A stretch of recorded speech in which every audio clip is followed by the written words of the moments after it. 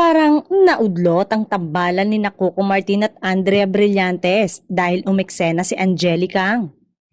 For one, nakitaan kasi nila ng chemistry ang tambalan ni Coco at Angeli sa Batang Quiapo. Actually, may nakitang potensyal na mag-click ang kanilang tandem. May mga kumalat na chika na magaling din sa aksyon ang tinaguriang Viva Max Queen. Kaya naman ang say ng netizen ay si Angelicang na nga kaya ang papalit kay Andrea na ngayon pa lang ay napapabalita ng hindi magtatagal ang karakter nito sa nasabing serye ni Coco Martin.